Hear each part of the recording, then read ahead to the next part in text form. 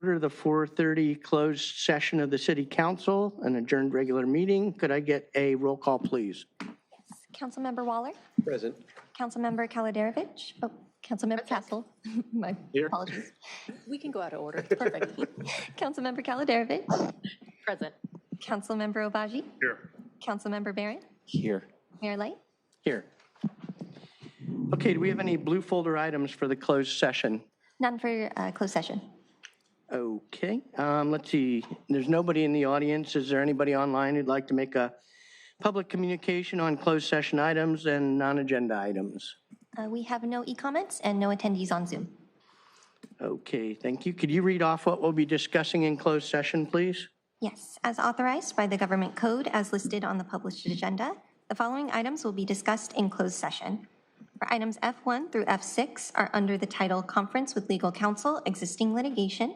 For F1, the name of the case is City of Redondo Beach et al. Versus California State Water Resources Control Board, case number 20-STCP-03193.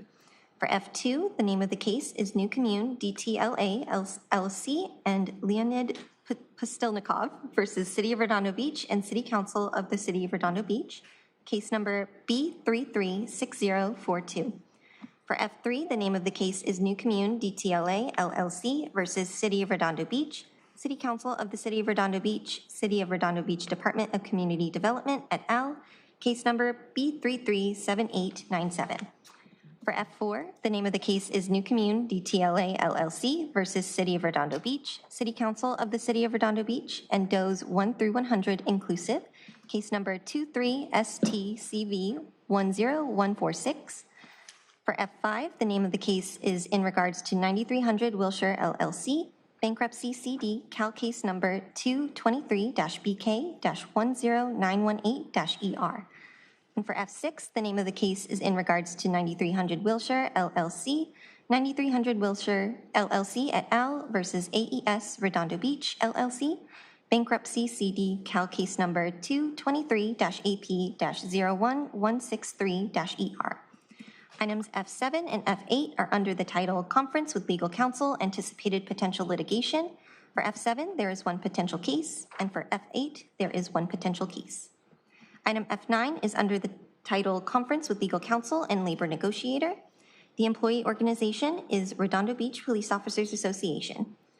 Items F10 through F12 are under the title Conference with Real Property Negotiator.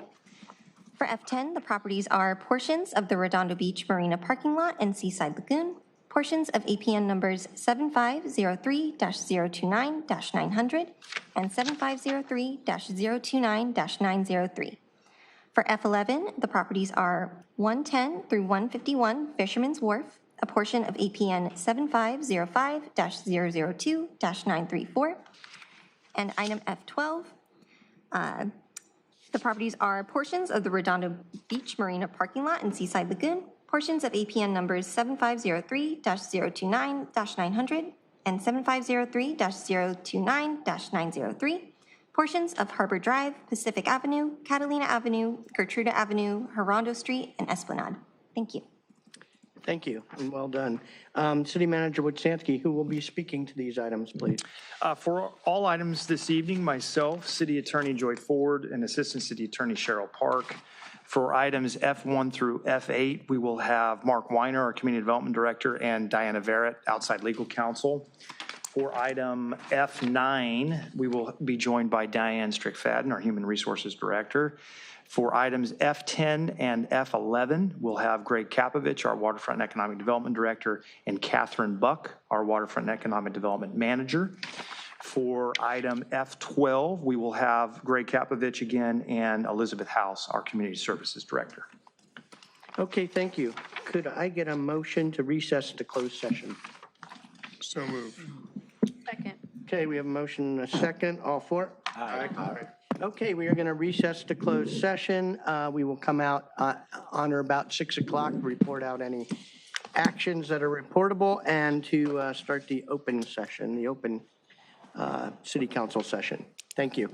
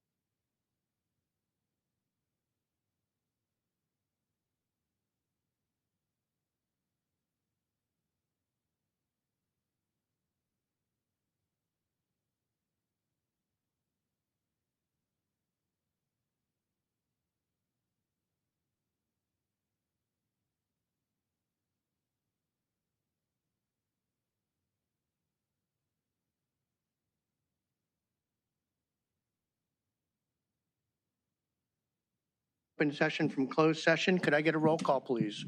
Councilmember Waller, Present. Councilmember Castle, Here.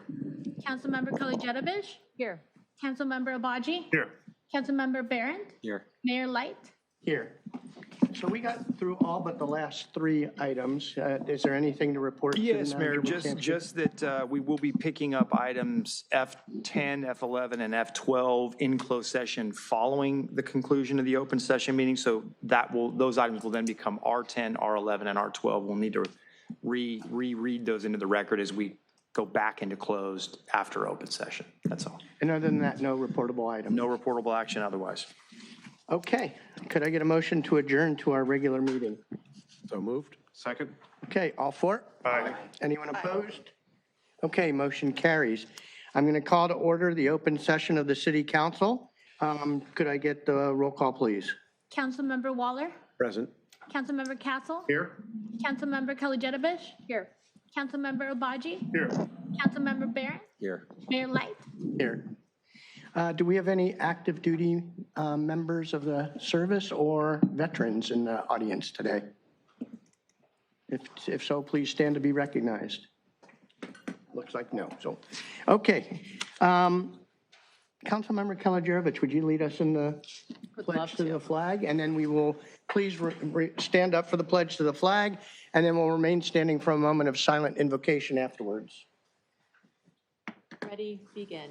I pledge allegiance to the flag of the United States of America and to the republic for which it stands, one nation, under God, indivisible, with liberty and justice for all. Okay. Please remain standing for a moment of silent invocation.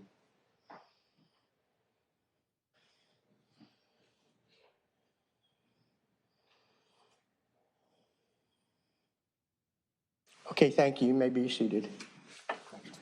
Can I get a picture with the council? For the pledge? Yeah. Thanks for not saying, please repeat after me. Okay, we're going down to item D, presentations, proclamations, announcements, and AB 1, 2, 3, 4, travel expense reports. I do have one presentation tonight. Let's see, Chad, you want to come over here? So tonight, we honor the life and legacy of Dr. Martin Luther King Jr., a visionary leader whose courage, compassion, and commitment to nonviolence helped transform our nation. Dr. King dedicated his life to advancing justice, equality, and opportunity for all people. Through peaceful action and moral leadership, he challenged injustice and inspired lasting progress in civil and human rights. His words and examples continue to remind us that meaningful change begins with each of us. As a community, the city of Redondo Beach values diversity, inclusion, and civic responsibility. This evening, we reaffirm our commitment to building a city where every individual is treated with dignity, respect, and fairness.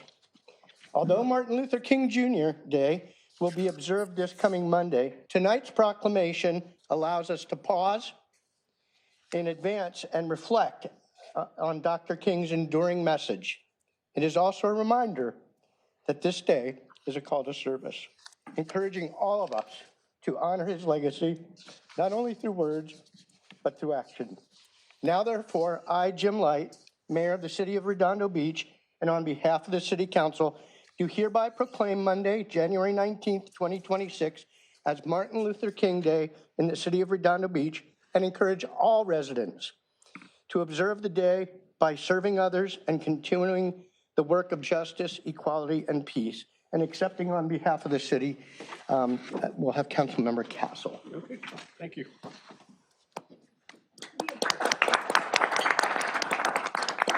And that crowd up around?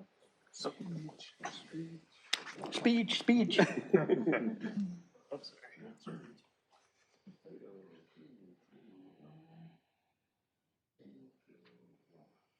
Okay, thank you. Thank you.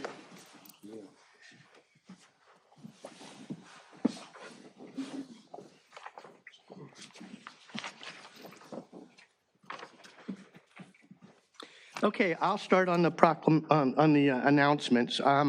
Let's see, I did attend the blood drive that the police had last week, and it's my understanding we won the competition. Is that correct?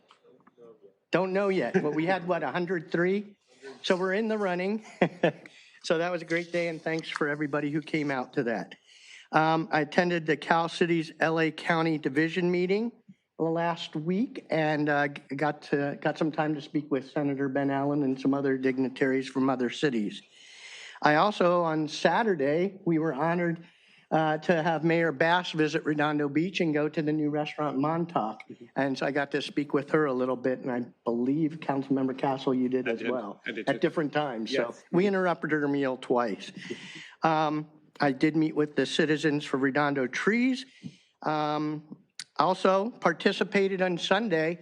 We planted over 850 native plants in the new lower pond at Wilderness Park with over 100 students from Redondo Union High School. It was a great day and a great event.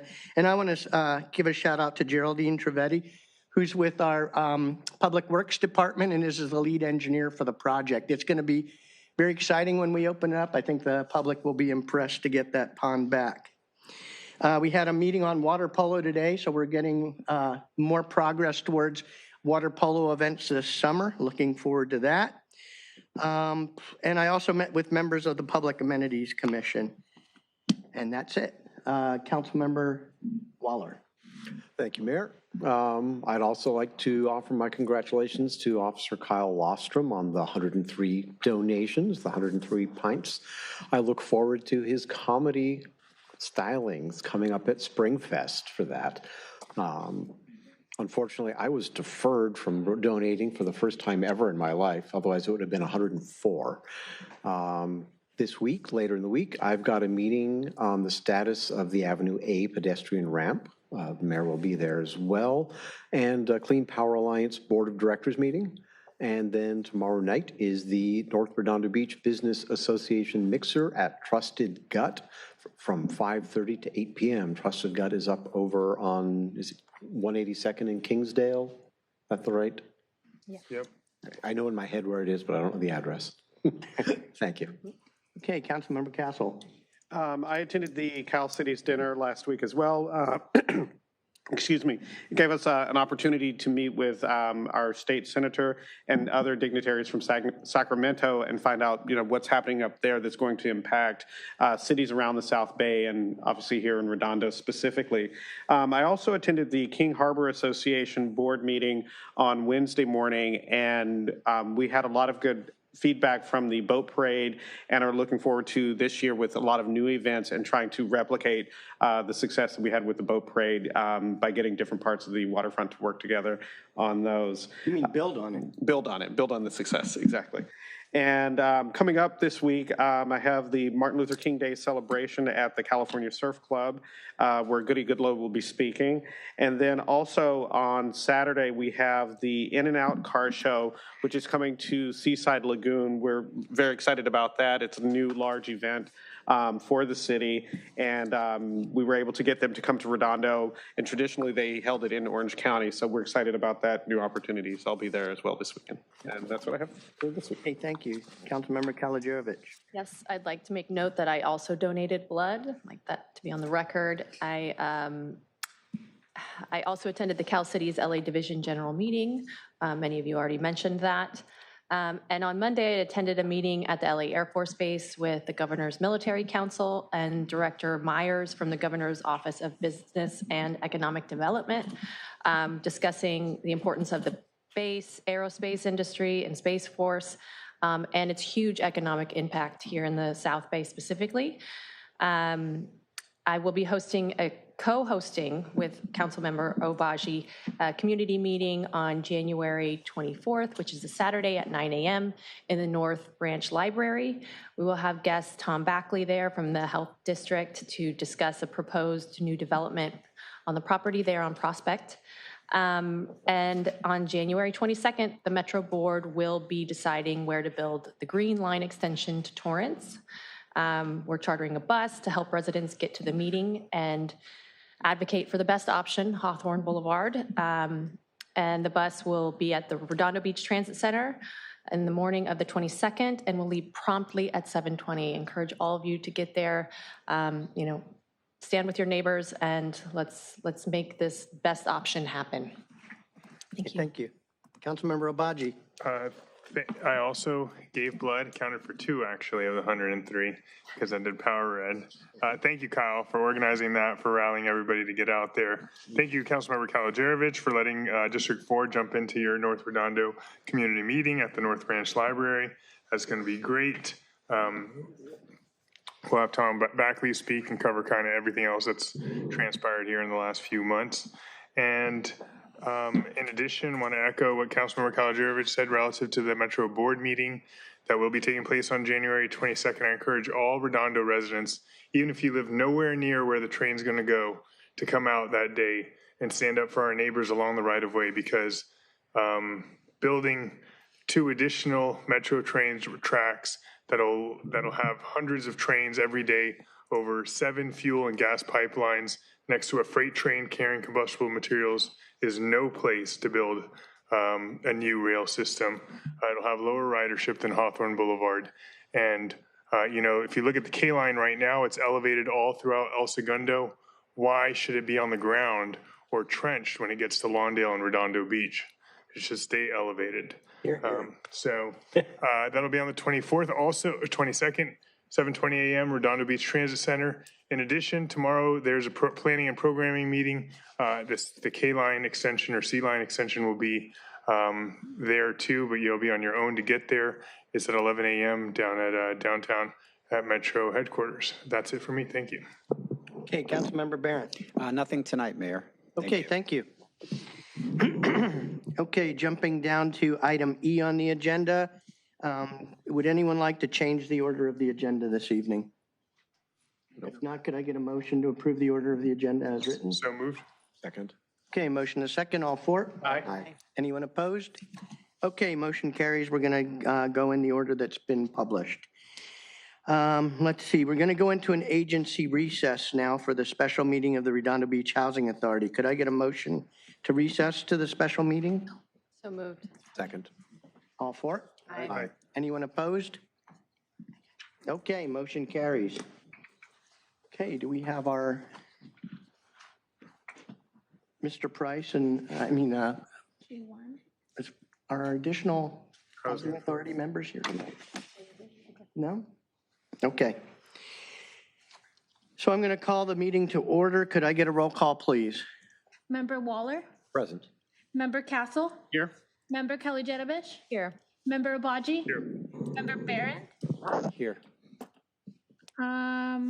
Commissioner Price, not present. Commissioner Newton, not present. Chairman Light. Here. Okay, could I get a motion to approve the order of the agenda? So moved. Second. Okay, a motion, a second, all for? Aye. Anyone opposed? Motion carries. Do we have any additional items for immediate consideration? Any blue folder items for the special meeting of the Redondo Beach Housing Authority? Yes. We have F1, Agency Recess, Special Meeting of the Redondo Beach Housing Authority, revised minutes, removing minute secretary notes. Thank you. Okay, can I get a motion to receive and file? So moved. Second. All for? Aye. Anyone opposed? Okay, motion carries. Okay, now we're jumping down to item C on the special meeting of the Redondo Beach Housing Authority. We have C1 through C3. C3. Does anyone wish to pull any of these items? Okay, can I get a motion to approve all items on the consent calendar? Motion to approve C1 through C3. Second. Okay, we have a motion and a second. Does any member of the public wish to address items C1 through C3 on the special meeting of the Redondo Beach Housing Authority agenda? Is anyone online? Do you have a card Yes, we have a card for F1. for F1? Yes, So that's not right now. Housing Authority. Hmm? For Housing Authority? Yeah, but Yep. this is E. Okay, F1 on the main agenda or On the housing agenda. that's the housing. F1, okay. Just Okay, Maria, are you in the audience? Yes. Do you wish to speak to, on non-agenda items or on one of the agenda items? Because it's, We're talking about housing element. I would like to speak about housing element. yeah, well, that will be coming up. That's not F1 though. There's two, there's L1 and L2. This is the Redondo Beach Yeah, Housing Authority. okay, this is appropriate. You can speak now. I apologize. Thank you. Please excuse me for wearing a hat. Just want to give a quick shout out to our former Redondo residents, number 48, Jailani Tabay. He's in Boston now, so looking forward to the Super Bowl. Good evening, everyone. My name is Maria Larissa Yasal, Mayor Light, members of the council, Community Development Director, where is he? Haven't met him. Commissioners, city staff, and members of the public. I'd like to speak briefly about the housing element ruling and what it means going forward.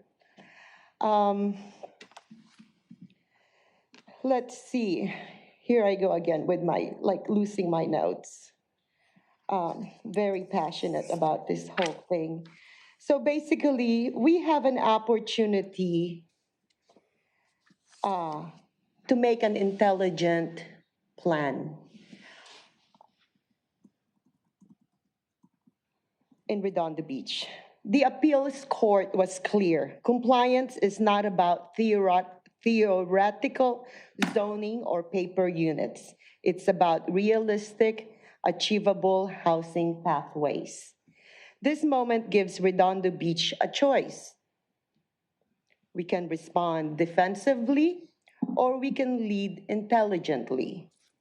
Ownership housing offers one of the most realistic planning tools available. When people purchase homes, they commit capital, they anchor themselves locally, and projects move forward based on real demand, not speculation.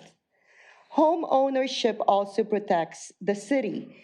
Without a certified housing element, Redondo Beach becomes vulnerable to builders' remedy projects.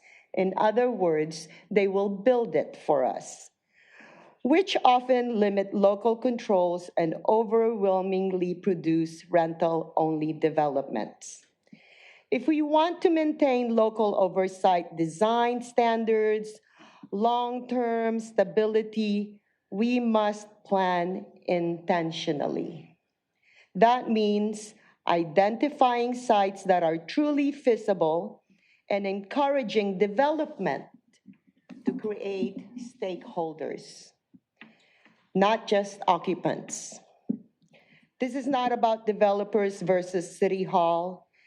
It's all about choosing honest planning over hypothetical planning. Okay, thank you. Your time is up. Thank you. Appreciate it. Anyone else wish to address the Redondo Beach Housing Authority? Hello, my name is Erica Foster, and I am a resident of District 3. It's my understanding that I think that we're bringing back the agency plan and administrative plan for possible approval today. Yeah, if you want to reading this speak on correctly. those, then you have to wait till we get to the Oh, okay, sorry. L1, that's L1 and L2. I will be back. Okay. Okay, anyone else? Okay, anyone online?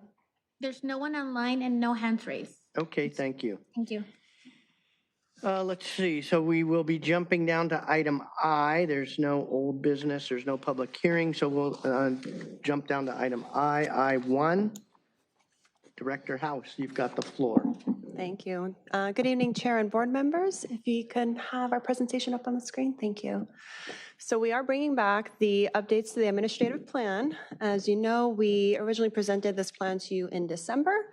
You provided us some feedback on how you wanted to change some of the ways we manage our wait list, and we took notes down. And then when we came back to our offices and started working on it, we realized that we would need to restart the noticing process as well as community meetings. There's a lot of things or key dates and milestones we need to hit before we brought back an updated admin plan to you. We are in a shortfall, though, and we wanted to start taking steps to address that shortfall, and some of these changes to the admin plan would allow us to do that. So we connected with our HUD team, and they said that we could bring this item back to you as is, not change from December.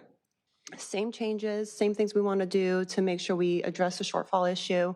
And that would allow us, if you approve it tonight, for tomorrow for us to start implementing some of these items to help start addressing the shortfall. We plan on coming back with the changes to the waitlist process at a later time, but we won't be addressing the waitlist issue until like 3 or 4 months from now when we come back at a regularly scheduled quarterly meeting with you. But we are working on those changes. We do want to start implementing some of these updates, though, as soon as possible so that we can get out of a shortfall, so we can start pulling people off the existing wait list. So with that, I'm going to hand over to Imelda Delgado. She is our housing manager. She will briefly go over the same items with you again, just some of the key highlights of changes that we're making, the mandatory ones from HOTMA, and then some of the discretionary items that we're changing so that we can better address our shortfall and just refine our admin plan generally. So with that, Imelda, take it away.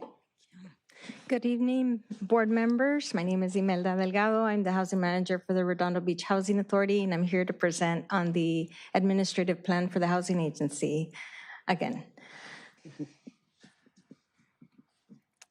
The Redondo Beach Housing Authority is a public housing agency, and it is funded by the U.S. Department of Housing and Urban Development to administer the Housing Choice Voucher Program, or Section 8. HUD requires all public housing agencies to have an approved admin or administrative plan in order for staff to follow direction, establish expectations, and help with consistency. The administrative plan that staff is currently using was updated and approved in 2023. Updates and revisions can be made as needed. The Housing Opportunity Through Modernization Act was finalized in 2023, HOTMA. HOTMA updates rules for HUD housing programs like Section 8. Some updates are mandatory and some are discretionary. Implementation began in 2024 with full implementation delayed and staggered by HUD. Currently, HUD's new data reporting system is not yet available. Therefore, full implementation is delayed. Some HOTMA mandatory changes to be implemented now are definitions, asset limit rules, updated income verification hierarchy, and mandatory interim reporting limits.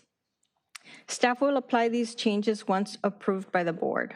Other mandatory changes have been delayed, but all HOTMA required changes are addressed in the revised admin plan. Final implementation has been delayed by HUD until January 1, 2027, as of today. Staff cannot implement mandatory changes now or later until approved by the board, which is why we're back this evening. Some HOTMA updates offer PHA discretion. The next 2 slides list 10 most significant changes made to our policy and procedures. Most are intended to reduce housing assistance payment costs to address our funding shortfall. Item 1, revised subsidy standards. We revised our subsidy standards to 2 people per bedroom. This is pretty standard in the housing industry. Number 4, added policies to administer targeted funding programs like Foster Youth for Independence that we didn't have before. 5, EHV preferences for the waiting list were added in efforts to transition EHV participants to Section 8. 6, zero-income families will be applied a $50 minimum rent. 7, homeowners will not be allowed to receive rental assistance if the unit they own is habitable. 8 and 9, policies to help staff obtain documents from participants and property owners. And number 10, we added policies and procedures to administer the Foster Youth for Independence program immediately, as our current policy did not include these. Upon approval by the board, all policies and procedures described in the admin plan are effective immediately with different rollout timelines and implementation dates.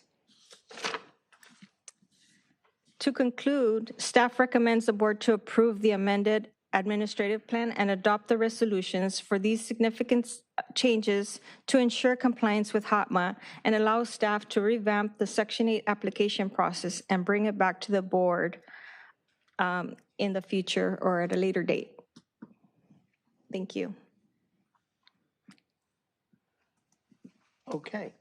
And you said that that system is now anticipated to be online no earlier than 1 January next year? Yeah, the HUD system. So we're waiting on some of these updates for their system to actually catch up to their policies. Okay. Yeah. Okay. Councilmember Kalajerovich. Just real quick, can you go back to the slide that was listing, I think it was 1 through 5 of the policies? And number 3 adds a $100,000 asset limit for participants. Is that at application and continuing through their? Yes. So the HOTMA mandatory changes said that we would only do it for new participants in the program. And Imelda, correct me if I'm wrong. But our discretion is we can actually extend it so that current participants will be assessed the same way. So they would have a $100,000 asset limit, and we would check this upon their annual review. Annual review. Okay, great. I just wanted to clarify that. Thank you. Did I miss it? I thought we had approved one that said if you've got a home that you could inhabit. Well, that was in the next slide. Did I miss that? Number 8. Number 7. Or 7. Yeah. Yeah, okay, thanks. Councilmember Obaji. Motion to approve resolutions number Go to the last slide. HA 2026-1, HA 2026-2. Second. Okay, we have a motion and a second. Before we vote, any member of the public wish to speak to this item? Do we have any cards? Hello, Erica Foster, District 3. I just want to thank you guys very much for bringing it back so promptly and quickly, so that way you can get it approved, so that way they can move forward with what they need to do, and then they can work on getting the other important items that you guys wanted revised done in a timely manner following that. Thank you so much. Thank you. Anyone else from the public wish to address this item? Anyone online? No, there's no one online and no e-comments. Okay, thank you. So we had a motion to approve the 2 resolutions. I'm going to call the vote. All Could you 4? also add that you approve I'm sorry? could you also add that you approve the administrative plan? And approve the administrative plan. Second. You're okay with that? It was, yes. I did. Okay with the Yes. friendly amendment? Okay. All 4? Aye. Anyone opposed? Okay, motion carries 5-0 with 2 absent. Okay, now we go to L2. Director House. So L2 is updates to our annual plan and 5-year plan, and we don't have a presentation for that one.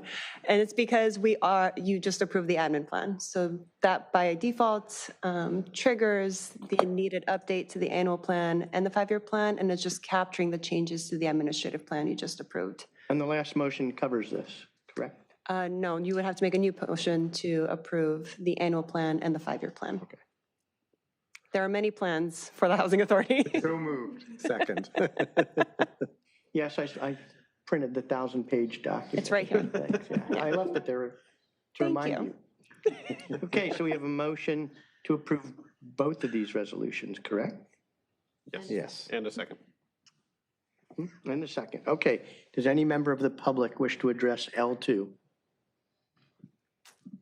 Okay, anyone online? No, there's no one online and no attendees. No attendees and no e-comments. Okay, thank you. So I will call the vote. All 4? Aye. Is anyone opposed? Okay, so the motion carries again 5-0 with 2 absent. Okay, jumping down to item J, any referrals to staff on this? None. I need to read. Oh, yeah, I'm sorry. Go ahead, yeah. Thank you. L1, adopt by title only resolution number HA-2026-01, a resolution of the Housing Authority of the City of Redondo Beach, California, approving the agency administrative plan.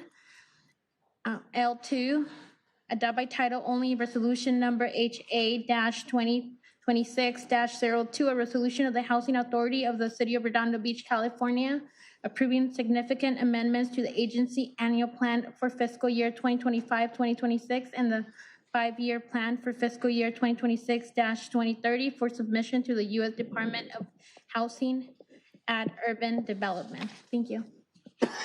Thank you. Okay, now item J. Any member items and referrals to staff? Nope. No? Okay. So then I will take a motion to adjourn back to our regular council meeting. Move to adjourn back to our regular council meeting. Second. Okay, we have a motion and a second. All for? Aye. Okay, the next regular meeting of the Redondo Beach Housing Authority is scheduled to be Tuesday, March 3rd, 2026 at 6 p.m. right here in council chambers. Okay, I'm going to call back to order the regular open session meeting of the city council. Could I get a roll call, please? Councilmember Waller? Present. Councilmember Castle? Here. Councilmember Kelly Jedovich? Here. Councilmember Obaji? Here. Councilmember Barron? Here. Mayor Light? Here. Thank you. Okay, jumping down to item G now, back on the regular agenda. Do we have any blue folder items? Yes. J1, public participation of non-agenda items, public communication. Thank you. Okay, thank you. Could I get a motion to receive and file? Move to receive and file. Second. Okay, all for? Aye. Anyone opposed? Okay, motion carries unanimously. Now we're jumping down to item H, the consent calendar. Does any member of the council wish to pull any of the items H1 through H6? No? Can I get a motion to approve H1 through H6? So moved. Okay, we have a motion and a second before we vote. We'll take public comment. Let's see, I have one card, H4 on pet licensing by Dr. Andy Lesser.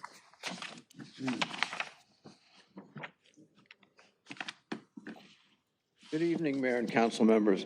Let me just explain, the dermatologist did this, so I'm peeling, and normally I wouldn't look like such a mess for you all, but. You're very appealing. As my dad says, no pain, no gain. That's true. And thanks to Tylenol and Advil, the pain is minimal. I came to speak on something else, but I noticed this H4 item. I just wanted to say I'm president of Southern California Labrador Retriever Rescue, and the city of Torrance uses a company called DocuPet.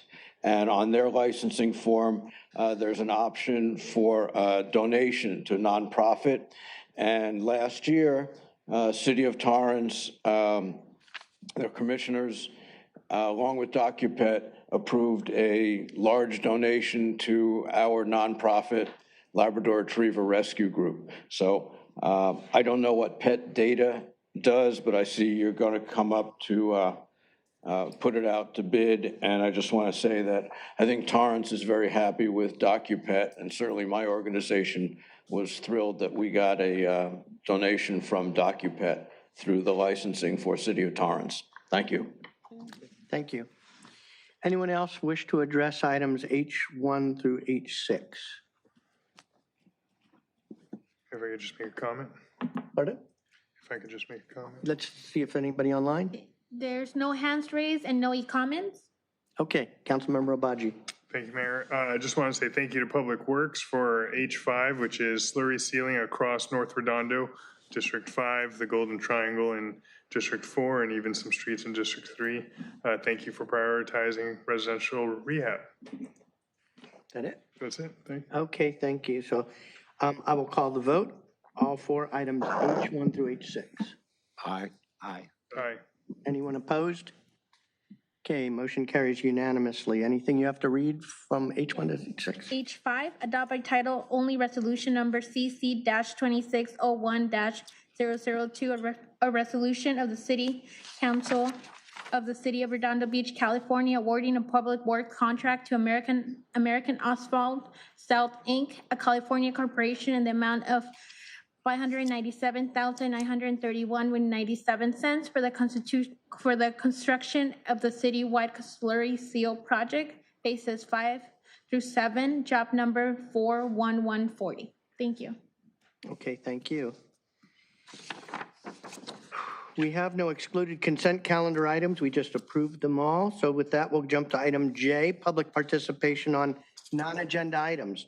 This section is intended to provide members of the public with the opportunity to comment on any subject that does not appear on this agenda for action. This section is limited to 30 minutes. Each speaker will be afforded 3 minutes to address the mayor and council, and each speaker is permitted to speak only once, and we will take written requests first, and I do have some. So let's see. Our first one is Kelly Williams, and the second one is Georgette Gantner.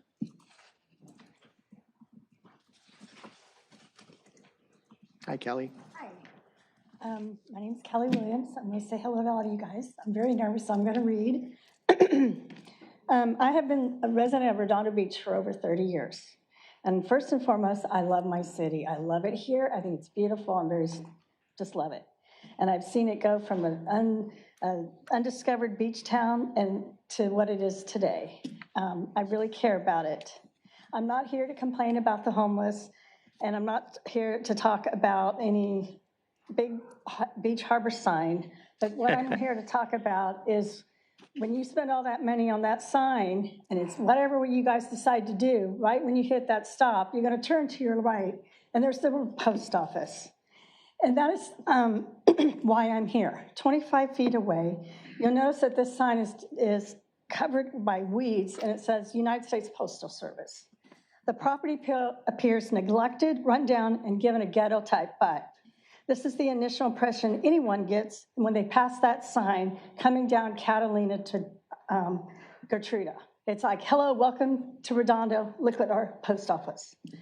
We have a beautiful city by the ocean, and in some areas referred to the French Riviera, yet witnessing a neglected property overrun with weeds and disheartening, it's very disheartening to me, especially when one sees it.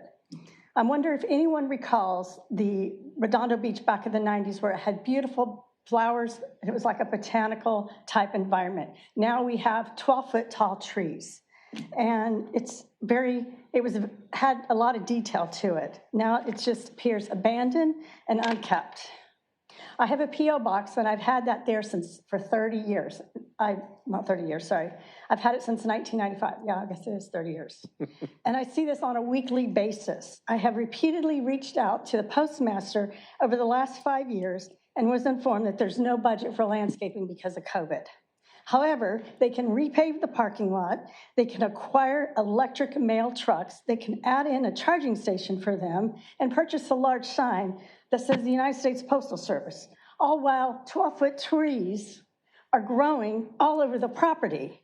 And it's ridiculous. And not to mention, the homeless have a nice little place to camp out under the weed trees, and because it's not maintained. I encourage you to drive by, look at the property, and see and understand what I'm referring to. It's terrible. I'm appealing to you that you will send a code violation letter or nuisance letter, which basically talks about high grass, junk, and debris, urging the UPS to clean up the property. I also will be sending emails to follow up with this. I know everyone is busy, so am I, but I took off work early today because I find this so atrocious, and I just want you to maybe consider it. Okay, thank you. May I respond to that? Sure. This is the post office here in District 2, and I've actually received several phone calls from residents around the city about it, and actually have stopped by to try to meet the manager as well, and reached out via email, and actually have reached out to other politicians like our U.S. representatives so that they can, weigh in on the situation and try to get us some help. So we're putting pressure on them, but thank you for bringing it to our attention. Anything you can do. If you want me to come in on the weekend, I'll help even devise the letter to send it. That's how important it is to me. Okay, well, thank you. Yeah, and I've tried to call the postmaster several times, no answer there. Doesn't even go to voicemail. I don't know if my time, And I asked code enforcement to look at it. Did we get any response? Not yet, we just texted Okay, so them. we've asked code enforcement to look at it. Go ahead, Councilmember. I've also, in response to a Facebook post I saw, I texted our federal representative, Ted Lieu, about it, and I just sent a video clip of what you were saying to him, so hopefully we get some I love the city. I think we should have a better, if they don't want to plant flowers, at least take care of it. Up here. We all agree with you. We're trying. Thank you. Thank you. Okay, Georgette Gantner and then Jim Mueller. Good evening, Georgette Ganner, District 2. Regarding Artesia, regarding the effort on Artesia, regarding all the money and the seed money that we're putting toward it, regarding the money more money that's going to be put toward it, I'd like to address vacancies and non-operating businesses. In consideration of the fact that we have all our good intentions and money and effort and so forth, I would hope that all of you in your different districts are approaching some of these businesses, vacancies, non-operating businesses, and emphasize how important it is if they know the whole story. You know, I wonder is there an effort in the city to do PR to other cities, to our city? I mean, I know our citizens basically know, but not everybody knows the effort that's going, you know, that's happening on that street. If everyone knows, plus businesses, whenever I go anywhere, I tell businesses, you know, you should go check out Artesia, and maybe you want to decide to rent, and I tell them about the situation. Hopefully you guys are doing the same. I mean, I don't know if there's a concerted effort. I don't know if that's a cool thing to do. I don't know what protocol is with that, but I hope so, because with the money and effort happening, I just finally read the entire ACAP last night, and I realized how much work was dedicated and years that it took to construct that document. And also, there's a business in particular I have my eye on that I'm hoping is going to either resurrect or something's going to happen so that another business can take its place. Because for all the businesses that we don't have or are non-operating or the vacancies, we're losing money. The city's losing money, and the more we have, the better. And maybe, I don't know if your plan is to wait until Artesia looks a little bit better and is more appealing. I don't think we should wait. I think that maybe the sooner we reach out to businesses and businesses decide, hey, maybe there's good rates here, it's affordability, you know, then it will start looking better immediately. So I don't know if you guys have plans for the PR aspect of it. But right now I'm trying to contact someone and it's almost impossible to get in touch with these people. So I don't know if there's a fast and easy way, if you've got addresses or emails or whatever, where I can approach or someone else can approach and say, hey, let's make a deal. And, you know, let's move ahead. And if they realize, I believe, if they realize the effort that you guys are making, they may be incentivized and say, hey, now we can get some money. Now we can sell and move ahead. Thank you. Okay, thank you. Jim Mueller. And then Maria Larissa Yasol. Mr. Mayor, thank you for recognizing veterans at the start of council meetings. In my 20s, I served 4 years in the Air Force during a time of crisis. Good citizens have to get involved and help solve their community's problems. In order to do that, citizens need government to be transparent about its condition and problems it faces and provide the opportunity to give input and feedback. And the very design of this venue here speaks to the historic intent for the city to allow that to happen. So here are some issues I have found while trying to be a good citizen. Number one, financial transparency reports have been taken down from the Finance Department website, leaving only the ACFR documents, which are 200 text-dense, abstruse pages per year. Even these are a year behind. Number two, the shutdown of the Public Safety Commission. The police ran that commission with an iron fist, yet complained that it revealed too much about their work. Another reason for closing the commission, to reduce workload on city staff. Safety is now under Public Works, which never seems to discuss safety issues related to law enforcement. Number three, the finance chief responds to Budget and Finance Commissioners' questions by justifying the status quo, complaining about staffing, promising to provide info that's delayed month after month, and then, when data is provided, it is often incomplete and/or inaccurate.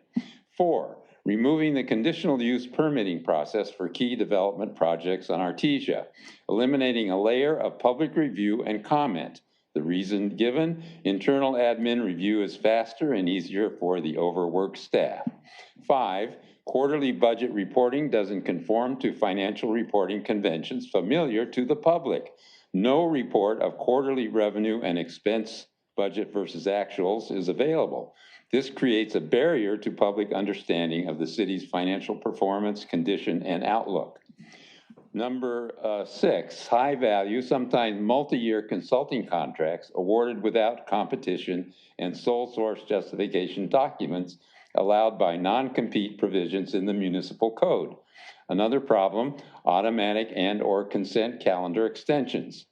I hope more citizens take an interest in their city government and more of them vote in upcoming elections. That way, the elected will have a better idea of how to keep Redondo an amazing place to live. Thank you. Okay, thank you. Maria Larissa Yasol, and then Gil S. Contreras. Thank you for listening. Briefly, do me a favor, would you please everyone grab your phone and go to redondo.org? I want to briefly address branding and marketing for Redondo Beach, King Harbor, the International Boardwalk, North Redondo, Esplanade, Catalina, businesses that call it home, especially how they are represented in redondo.org.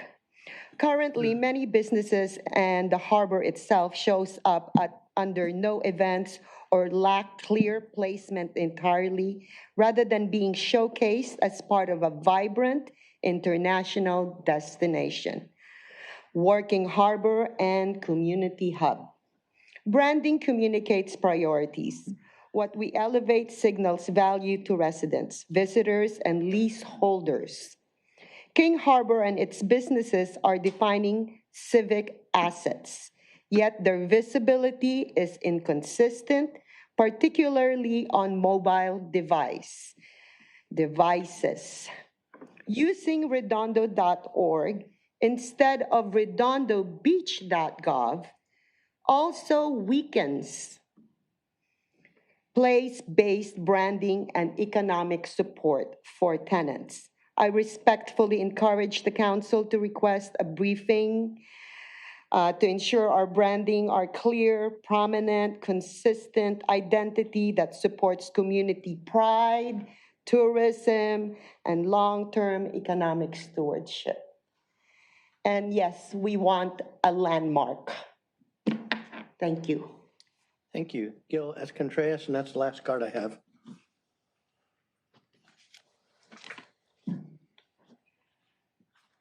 Good evening. I'm here in response to the mayor's recent remarks on social media platform concerning a use of force incident involving a federal officer.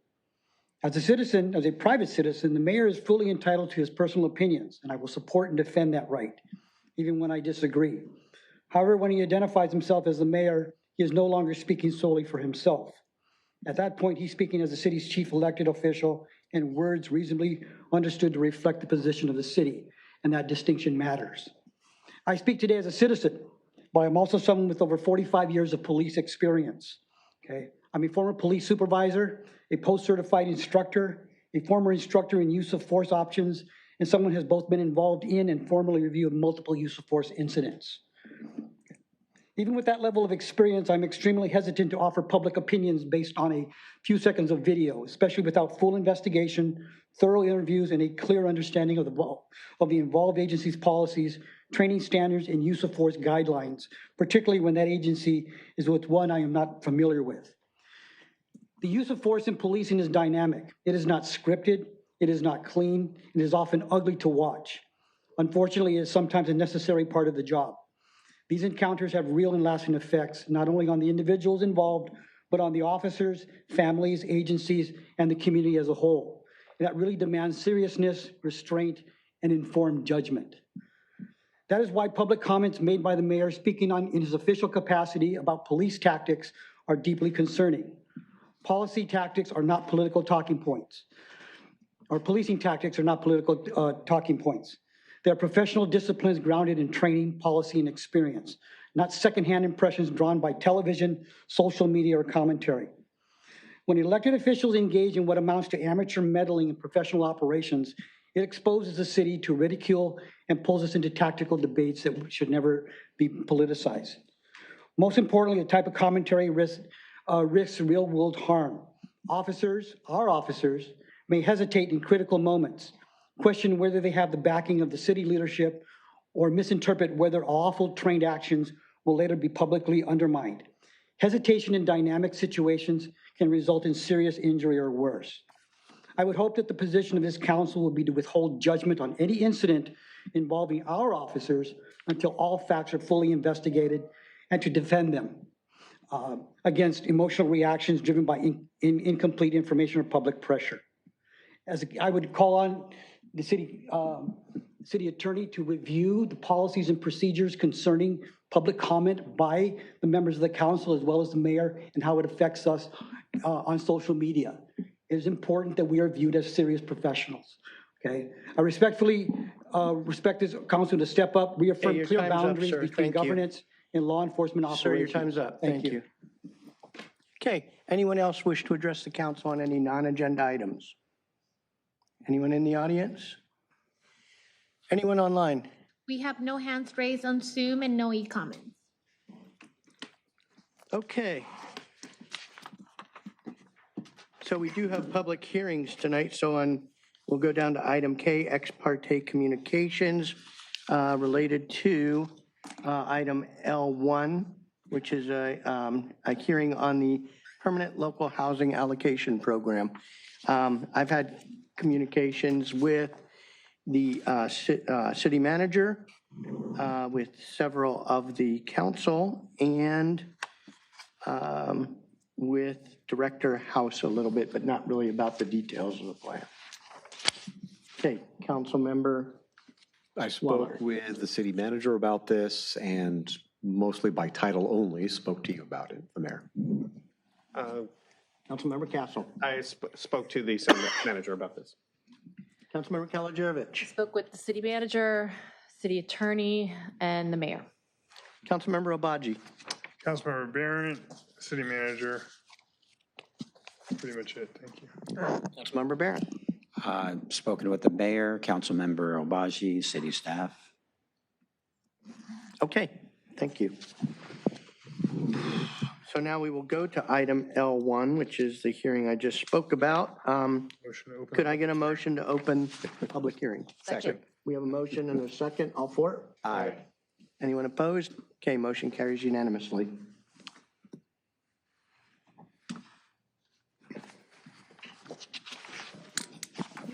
Good evening, Honorable Mayor and Council members. Jane Chung with the City Manager's Office. I'm also joined by Senior Deputy City Prosecutor Stephanie Johnson. Tonight's item is the public hearing to consider and adopt the Permanent Local Housing Allocation Program, or PLHA, plan for the 2021 to 2023 allocations. Tonight's presentation will include a brief background, an overview of the PLHA program, followed by how the PLHA program is implemented in Redondo Beach. We'll go over the application requirements and then conclude with staff's recommendation for City Council's consideration. The PLHA program was established by Senate Bill 2 in 2017, which is also known as the Building Homes and Jobs Act. It created a permanent statewide funding source for housing-related needs, and funds are generated through real estate transaction recording fees. To be eligible for the PLHA program funding, a jurisdiction must be a recipient of Community Development Block Grants, or CDBG grants, of which Redondo Beach is. The state release is 2024 Notice of Funding Availability, or NOFA, on October 15, 2024, which made approximately $320 million available statewide for the 2022 and 2023 allocation years. Based on that state's formula, Redondo Beach is eligible to receive up to $198,126. The 2024 NOFAR, Notice of Funding Availability, represents the final allocation under the city's current 5-year PLHA program plan. Because PLHA program funding is tied to real estate market activity, this NOFA also reflects an adjustment to the city's total 5-year allocation. The original estimate of $784,980 has been revised to $756,188. To date, the city has received $475,874.15, and the available balance, leaving an available balance of $280,000. $313.85 available for this application for your consideration. As mentioned earlier, the city is eligible to receive up to $198,128 through the 2024 NOFA. And as you can see, in 2021, we partially received that allocation of $223,781 because there's approximately $82,000 that staff will be applying for next month to receive. At this time, I'll turn the presentation over to Stephanie Johnson, who will provide an overview of the city's PLHA program. Good evening, everyone. The PLHA supports our current 20 pallet shelters on Kingsdale in Redondo Beach in partnership with LA County and Harbor Interfaith. To date, it has served 134 unhoused individuals, and 78 have been permanently housed, which is about a 58% success rate into permanent housing. I note this because our SPA 8 region and county-wide for similarly situated programs has an exit to permanent housing rate of approximately 17%. And it should also be noted that all 20 units are currently filled, and there are 5 residents who are matched with housing and are waiting either lease signing or housing inspections to be placed into their permanent home. And just a note on the finances. As we mentioned, this is going to our operational costs. That's what we have traditionally used this funding for, although the application is for both operations and capital. Our agreement with the county was the last amendment we made with the agreement was for a 6-month period, and that was because we do not yet know what our 2024 and 2025 allocations will be. So given that we only have the 2022 and 2023 allocations, we limited the amendment to 6 months. So our agreement with the county will expire in March 31. We are looking at other sources. There are other sources that we can utilize to continue operations. We are not at the point where we would have to cancel the program. That's not where we are right now. But just so you know, historically, the annual budget is almost $1 million, and the county pays for most of that. Our portion is about $26,000 a month. The county has a grant that pays about $88 a bed a day, and that's for the 20 units. So that's just some information on the budget. All right. In order for a jurisdiction to receive its PLHA funding allocation, it will need to meet several application requirements, which are listed on the screen here. At this time, I'm going to pass it back to the city attorney again to speak to the first listed requirement that's listed on the screen. I would just note that on page 2 of the actual application, on section 302A, there is a question asking if a housing element was adopted by the local government's governing body, which it was, and subsequently determined to be in substantial compliance with state housing element law pursuant to the statute, which was. So in the application, we are stating yes, and we are going to add a note there that says pertaining to years 2022 and 2023. Therefore, staff recommends that the City Council conduct the notice public hearing tonight, adopt resolution number CC 2601-003, which authorizes the application and formal adoption of the PLHA program plan and approve the plan for the remaining 2021 to 2023 cycle. This concludes staff's presentation, and we're available to answer any questions you may have. Thank you. Okay. I have no hands raised right now. Does anyone care to make a motion, or do you want to hear public first? Happy to make a motion. Do you have a question? I did have a question, if I could. Yeah. It's for the city attorney. In the application, is the information and the representations made in the PHL grant application and what you mentioned you'd add, is that complete and accurate information and representations? Yes. Okay. All right. Okay. Councilmember Keller. Yeah, I would make a motion to adopt resolution number CC-2601-003, Permanent Local Housing Allocation Program Plan for 2021 through 2023 allocations, and approve the PLHA Program Plan application. With the addition. With the addition stated, yes. Thank you. Second. Okay, we have a motion and a second. Before I call the vote, does any member of the public wish to address this item? No? Anybody online? We have 2 people in Zoom, but no hands raised at this time, and there's no e-comments. Okay, thank you. So I will call the vote and then we'll close the public session afterwards. So all for? Aye. Anyone opposed? Okay, motion carries unanimously. Can I get a motion to close the public? Motion to close the public hearing. Second. All for? Aye. Anyone opposed? Okay, that's unanimous. Do you need to read that? Yes. Okay. L1, adopt by title only resolution number CC-2601-003, a resolution of the City Council of the City of Redondo Beach, California, authorizing the application and adopting the permanent local housing allocation program plan for 2021-2023 allocations. Thank you. Okay, thank you. Jumping down to item O, city manager items. Anything you have for us, City Manager Witsanski? Nothing this evening other than just a quick scheduling reminder. We will have another meeting Tuesday night, the 20th. We will be dark the 4th Tuesday of the month, and then we'll be back at it in February. So that's our upcoming calendar. And a final reminder for those who might be interested, and we do have, well, we had Police Chief Springle in the audience. Oh, there he is. He's tying a shoe, I think. I'm not sure. He's hiding. He was on the kiss cam. Exactly. Yeah.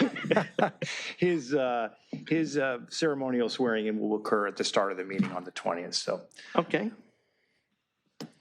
Okay, jumping down to mayor and council items. Item P, we do have P1, discussion and possible action related to city's prohibition of general food sales, inclusive of beer and wine, at service stations in the coastal zone. Awesome. Thank you, Mayor Light and Council. Luke Smoody, Assistant to the City Manager. So this item is brought forth to you for consideration and discussion based on a November 4th, 2025 referral from Councilmember Castle to take up the discussion of general food sales at service stations in the coastal zone. So just to give you a little overview, going to present a background, talk to you about our current regulations, and then go over possible next steps before we open it up for your discussion. So just to kind of set the table here, so to speak, bad pun, general food sales are general grocery items, and that class of goods is inclusive of beer and wine, and that definition is put forth in the Business and Professions Code. And basically, when we're considering general food items, we cannot legally exclude beer and wine from that. So any general food grocery items becomes a discussion about beer and wine as well. Liquor is excluded from that, but just want to make that clear.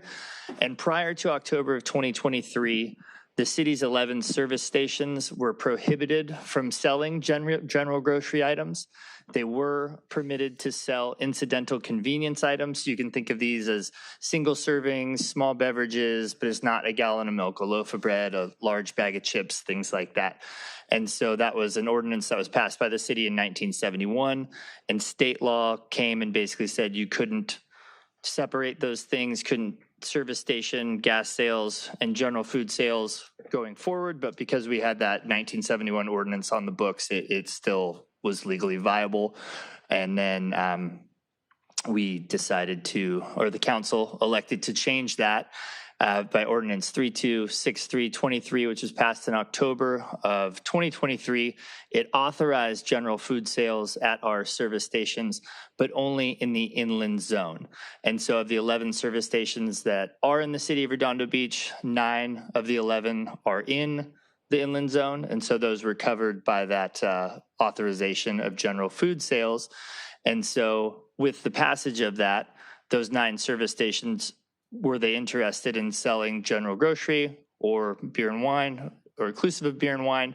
They had to apply for a new or amend their existing conditional use permit, and then obviously adhere to state and local laws. And the Business and Professions Code that does regulate general food sales has, basically sets the floor for what those regulations are going to be. I'm not going to read through each one of these, but it just basically talks about where beer and wine can be displayed, how it can be displayed, can it be advertised, what hours, workers need to be 21 years old. So pretty extensive list, but then local jurisdictions are also given the leeway to add additional restrictions on top of that. And so when council elected to authorize general food sales in the inland zone, we added these additional city regulations, and some of them were just making overt references to specific pieces. For example, following Department of Alcohol and Beverage Control regulations, that is baked into the existing, but council wanted to make it even more abundantly clear, and then also state that liquor isn't inclusive of that, put a cap on retail space dedicated to beer and wine sales, added locked coolers, no single serving containers, no exterior advertisements for beer and wine, no sales through drive-through windows, and then explicitly stating that there can be no negative impact on other surrounding uses, and then also having no video or electronic games located on the premises. And at that time, the spirit of those additional regulations just seemed to really hammer home the fact that it's strictly off-premise sales and not something that we wanted people to have a single serving container, sit and play a video game, drink a beer illegally. And so that was sort of where we were. So at this point, we're bringing this back for consideration at Councilmember Castle's request, and strictly for the coastal zone. And so tonight, after your discussion, if you choose to take no action, the prohibition of general food sales would remain intact in the coastal zone, and there would be no change. If you direct staff to prepare an ordinance to allow general food sales in the coastal zone, we'd work with the city attorney's office to prepare an ordinance that mirrors the inland zone regulations, and then bring that back for your consideration, and we could have that to you next month in February. And so that concludes my presentation. I hope I didn't go in too many circles. There's kind of a lot of ins and outs to it. But if you have any questions, I'm here to answer them, and happy to facilitate from there. Ordinance change would have to go to the Coastal Commission after we approve it, correct? That is correct. Yeah, there's a review period before it can be implemented. And we only get so many per year. Does this put us, I guess we're starting a new year. I think we're okay. We'll have to add it to the queue. We've got the Port Royal item coming up. We'll have the CDP. CDPs may not have the same cap. It might just be the sort of ordinance and LCP amendments. So I'm not registering this as a problem at this point, but we'll confirm that when we bring the item back in February. We'll be doing Seaside Lagoon, right? Yeah, I just don't know if CDPs are in that same category. The limit, I think, might be on LCP amendments. Get that. We'll clarify that. After, we'll clarify tonight, that. Yeah. Okay, let's see, Councilmember Obaji. Excellent presentation, very clear actually, Mr. Smoody, so thank you. Thanks, sir. I will say that we brought this for the non-coastal zone back because we had the mobile gas station owner at Inglewood and Artesia Boulevard saying he wanted to invest in the gas station. He needed to be able to sell groceries, things for takeout, takeaway. In order to do that, he wanted to do a renovation. He also wanted to have a Haagen-Dazs. Since then, he's undertaken the renovations. He's actually getting Mickey's Deli into that location, and they've announced that, and that's super exciting. The neighborhood's excited about it. And he started to, put up the new signs and stuff, and because of our law, it's worked. He's not advertising in the windows beer. Instead, he's got, a Coca-Cola banner across, which is kind of cool and classic. And it looks good. And the big island, where the gas stations advertise their prices, it doesn't say beer and wine like some stores would or gas stations would, because he's not allowed to, and he noted that. So the law is working in the non-coastal zone, and I'm happy to do whatever you want in the coastal zone. Okay, is that it? That's it. Councilmember Waller. Thank you again for the presentation. I think this is a long time coming. I don't see why the coastal zone is any different from 100 feet to the east. I was in Sacramento a number of years ago for a quick trip and went to a liquor store to buy 1 can of beer to take back to my hotel room, and they've got a very similar law. I couldn't buy 1 can of beer. I had to buy the entire 6-pack of beer if I wanted a beer, which is because, again, is to prevent. Did you drink them all? I also had to drink them all. I had to have some friends. I had to invite some friends so I could do it. But it makes sense to do that. I would never change what we've got. I think it makes sense to mirror it, but it does feel like I'm living in Massachusetts in the 80s where video games are somehow gambling or something like that. I don't know why video games would be prohibited in a service center, but that's neither here nor there. But I think this makes a ton of sense. And honestly, it's going to affect 1 location. There's 2 in the coastal zone, 1 in Councilmember Castle's. Brad Castle's. Well, I almost called you Councilmember Chad. Councilmember Castle's district and 1 in my district. And even if the 1 in my district wanted to add to the sales and do it, again, no big deal really. I don't see it being an issue. And in fact, on that map, the station that's across the street from the one in the village, that's the car wash that no longer sells gas. So we're actually down a service station there. This is something that will encourage more, like Councilmember Obaji said, encourage more business and investment in the business. This particular business used to be a 7-Eleven. And lost that franchise because they were not able to sell beer and wine. I've toured the premises. I've been taking my cars there for smog checks for years. The building, when it got renovated, was an award-winning building. So I think this, of all locations, is prime, and I would strongly support updating our ordinance and sending staff to prepare one. Okay. Yes. Councilmember Castle. Just wanted to reiterate some of the points Councilmember Waller said, and this current law has had the opposite effect of what's happened up on Inglewood. And again, the franchisee lost his 7-Eleven franchise because he could not sell alcohol, which in this type of business is probably 20 to 30% of your annual sales. So because he couldn't reach certain thresholds when it came time to renew the licensing agreement, they didn't offer him a renewal. So in terms of building his business, he has a great building that he built there. I think that this would go a long way in supporting that. So I want to help him get back. And he's been a good citizen too. And he's been a good citizen too. Okay. Let's see, do you want to make a motion? Sure, I will make a motion that we direct staff to come back with. Direct staff to come back with the necessary ordinance change to amend this to make it congruent with the inland service stations. Second.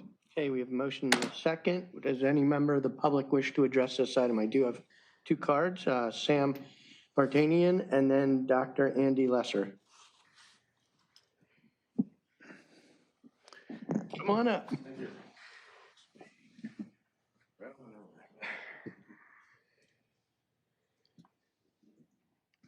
The good citizen. Good evening, Mayor, members of City Council. My name is Samuel Vartanian, 76 Station, Torrance and PCH. 11 years ago, after completing a major remodeling of the property, as you guys mentioned, we got the beautification award. We were excited about the opportunity to become a franchisee of nationally recognized brand 7-Eleven. As part of the process, we accepted two standard requirements: opening 24 hours a day and applying for a beer and wine license. We agreed to these terms in a good faith, unaware of the outdated and unreasonable provision of the municipal code This provision limits the gas station sales items to immediate consumption of motoring publics. And because of this language, gas stations have historically been prohibited from selling beer and wine. Most cities across California have since recognized that this restriction is no longer reflects modern business realities and have removed similar language from the municipal codes. This one probably, anyway, I'm going to read it. Aaron Jones, head of the planning department at the time, advises council members, if you guys remove this unreasonable statement off the books, then should be no other problem applying for beer and wine license. I mean, this was a general. Now I'm asking a question from city attorney. If this is true, then it should be illegal that I'm single-handedly discriminated upon. We are operating a limited handicap convenience store for past 10 years with several attempts to make to a normal functional C-stores. Council member at the time was Neil Nierenheim, with the good intention to solve homeless problem in Redondo Beach, blocked every attempt to remove this unreasonable statement off the books. Last meeting finally approved by other council members for all gas station east side of the PCH. Yet another problem was created for west side of the PCH. My story Okay, I'm sorry, sir, remain but your time handicapped. is up. I'm sorry? Your time is up. Oh, thank you, I'm sorry. So thank you, appreciate it. Okay. So you support the motion? Thank you. Okay, Dr. Andy Lesser.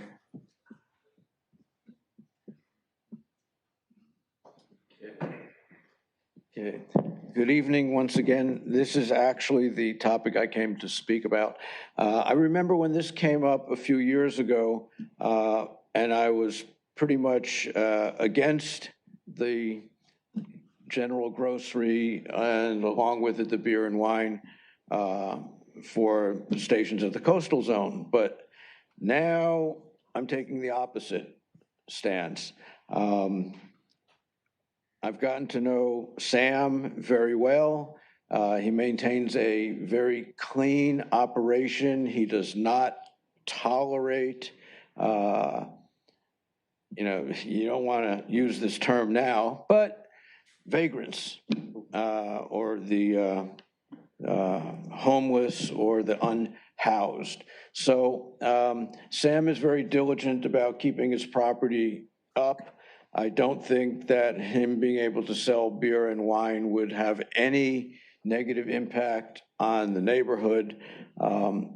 With the restrictions that you placed in the inland zone, which could be carried over into the coastal zone, it would be more restrictive than places like House of Cigar and Liquor, which is a block away, which sells all those little single-use bottles we used to be able to just get on airplanes, and now they're all over the street like trash. So there used to be a Smart and Final where Children's Journey is, and there were Lucky stores like at North Irena and then at Avenue H, and they became Smart and Final. So Smart and Final closed their location at Pearl and PCH. So, I don't know to what extent Sam is going to have fruits and vegetables and other grocery items like that. But, it would be nice to have, once again, a store that carried groceries within walking distance for me and my neighbors. So that's pretty much all I have to say. I'm definitely supporting. There's no reason to discriminate 2 out of 11 businesses that do the same thing in the city simply because they happen to be on the west side of PCH and not the east side. Thank you very much. Thanks for changing your mind. Anyone else wish to address the council on this item? Anyone online? We have Marcy Guillermo. Go ahead, Marcy. Yes, can you hear me? Yes. Yes, good evening, everyone. I respectfully disagree with the supporters of this allowing beer and wine to be sold at these convenience gas stations. People don't come to the beach to buy a bottle of beer to go and enjoy the view. Unless that is what council members from District Number 1 and Number 2 are proposing that. I understand the finance, the economics, and I wouldn't call it discrimination because the rules are different, PCH West versus PCH East. So please, to the owner of that gas station, please don't feel that way. It's just the zoning. So I know that whichever way you are going to vote, I just wanted to say for the record, I don't think this is appropriate. Thank you. Okay, thank you. Anyone else? There's no one else on Zoom, and there's no e-comments. Thank you. Okay, we have a motion on the floor. I'm going to call the vote. All for? Aye. Anyone opposed? Okay, motion carries unanimously. You have what you need? Yep. We'll bring it back. Thank you. Okay, item Q, any referrals to staff? We'll start with you, Councilmember Barrett, and work back. I have none, thank you, Mayor. Councilmember Abaji. Just one for the city attorney to please work with our outside counsel to prepare a letter representing the city council's viewpoint on the Sea Line extension, with Councilmember Barrett abstaining, of course, including making reference to any decisions that are made at the Planning and Programming Committee, please. And just so I'm clear, the idea is to bring that letter back to you all as part of an approval item next Tuesday for consideration. Yes, please. Discussion possible action, Yeah, so it can we be can done in submit it. advance So of the we can submit it. 22nd. We have a motion and a second. All for? Aye. Anyone opposed? I'm gonna And you abstain. So 4-0 with one abstention. Okay, anything else? That's it, Councilmember Kalajerovich. I just had an inquiry. We talked about in the scope of Artesia Boulevard, we had talked about like a maintenance standards ordinance that we might bring forward. Do you have a timeline of like when that might line up with some of the? I know Mark is working on it, and he's got some great thoughts on it, but, and I would love to tell you it's imminent, but given, No, given the workload, it's going to be several months, I think. Given comments today, realistically. I just wanted to ask. It's still in the queue. It's in the coming. queue. It's in the queue. It's probably more advanced than it should be in light of everything else that's occurred, but Sure. it's there. I'd say the next several months, we'll probably have it up for conversation. Thank you. Okay, anything else? No. Councilmember Kalajerovich, Councilmember Castle. Nothing for me tonight. Councilmember Waller. Nothing for me tonight. Okay, and I have nothing as well. So with that, I will take a motion to recess back to closed closed session for items R10, 10, 11, and 12. and 12. Could you, Second. okay, we have a motion and a second. Could you read off what R10, 11, before we vote, what R10, Yes, 11, give me and 12 are? one moment. Hit R10.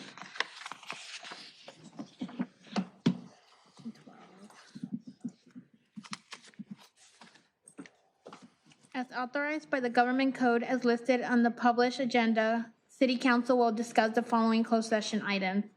R10, property, portions of the Redondo Beach Marina parking lot and Seaside Lagoon, portions of APN number 7503-0290-900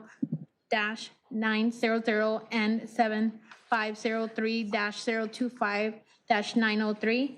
R10, property 110 through 151 Fisherman Wharves, a portion of APN number 7505-002-934, R12, property portions of the Redondo Beach Marina parking lot and Seaside Lagoon, portions of APN number 7503-029-900 and 7503-029-903, portion of Harbor Drive, Pacific Avenue, Catalina Avenue, Retruda Avenue, Redondo Street, and Esplanade. Thank you. And who will be speaking to these items? Yes, for all three items, we will be joined by Greg Kapovich, our Waterfront and Economic Development Director, and then for items R10 and R11, we will have Catherine Buck, our Waterfront and Economic Development Manager. For item R12, we'll have Greg, and then Elizabeth House, our Community Services Director. Okay, so I'll call the vote. All four? Anyone opposed? Okay, we are recessing the closed session. We will be back after we're done deliberating to report out any items and to adjourn the meeting. So thank you.